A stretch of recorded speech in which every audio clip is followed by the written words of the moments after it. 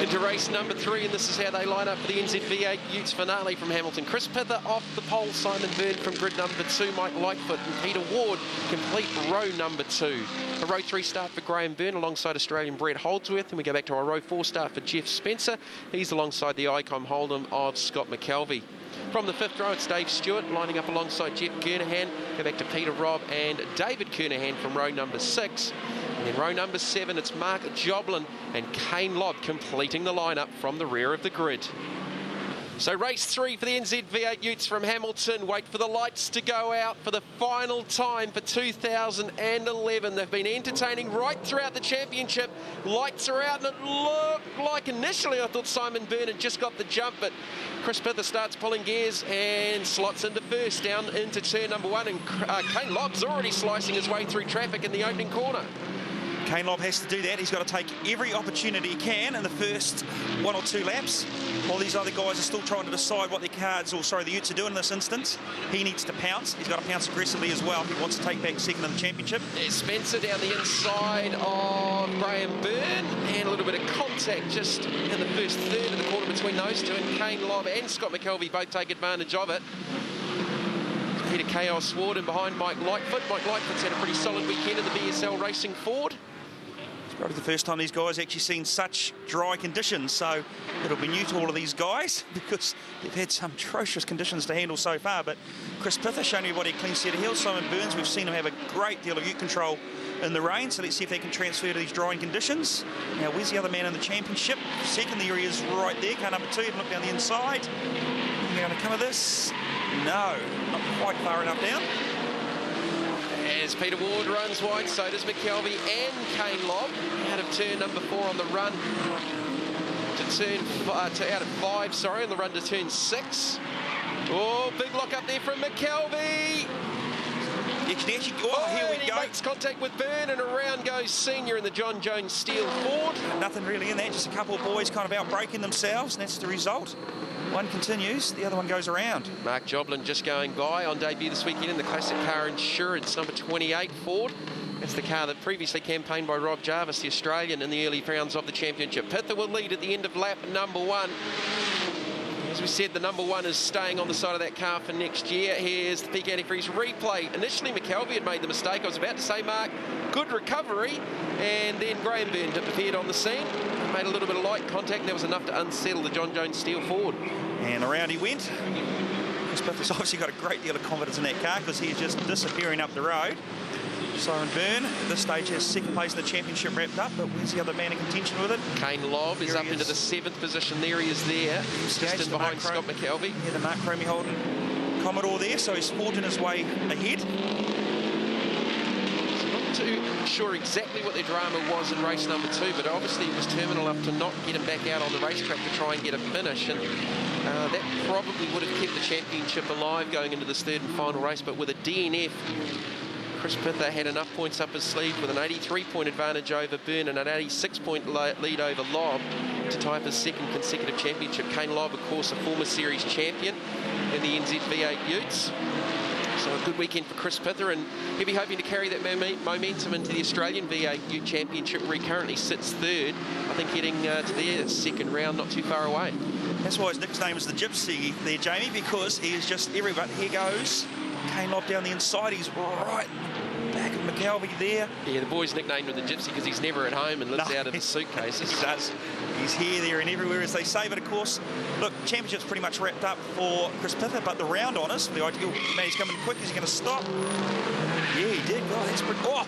Peter Robb sideways, the rocket man. Kiss on the way out, just for good measure. Kane Lobb monstering the back of Scott McKelvey's ITM Hold'em. Now, we saw a great deal of steam come out of that Kane Lobb car in race number 2, so if it has any engine problems, it certainly doesn't seem to be suffering at this stage of the race. Got an inside run here under brakes into turn 1. He'll pick up another position and go through to the 6th spot now for the former series champ.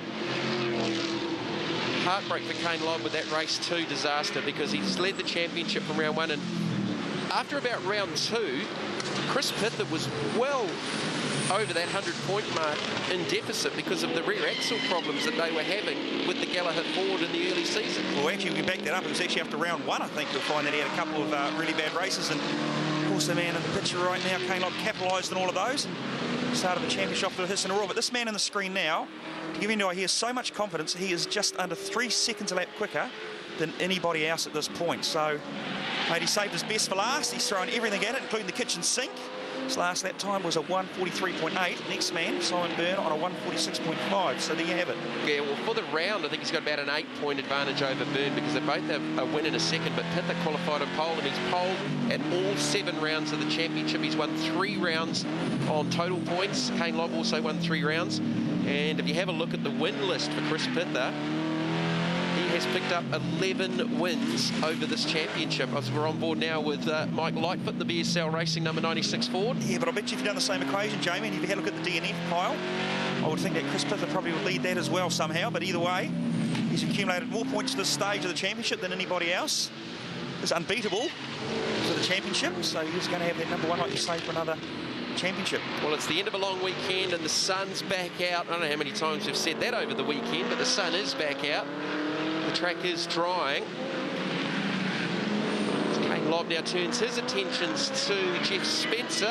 Spencer with the brake lock-up down into 1. The left front pinches on the SAF number 22 Holden. Probably went forward down the front straight there. Had a look in the mirror, realised Kane Lobb was coming at a great deal of knots. Lost his braking marker. And look, he only really pinched the brake, Jamie, didn't lock it up. Certainly won't hurt the performance of the tyre. Gillette Motorsport and our friends at Citizen Watches and Maguire's are giving you the chance to win big this weekend. There's 3 state-of-the-art Citizen Eco Drive Super Chrono race watches up for grabs. These amazing watches are the ultimate timepiece, and Maguire's are giving away 10 ultimate... So this battle group on the racetrack is for the 5th and 6th positions. Jeff Spencer is a rocket man. Now breaks himself and keeps it off the barriers. The Hill Country Helicopters, number 68 Holden. He's had an eventful race. He's had a pretty solid weekend. Other than that little hiccup, he led one of the earlier races of the weekend for the majority and then just got ganged up on in the end and lost a few positions. As Kane Lobb trying to get around Jeff Spencer. Spencer's trying to maintain that top 6 overall in the championship for the season. Australian Brett Loadsman.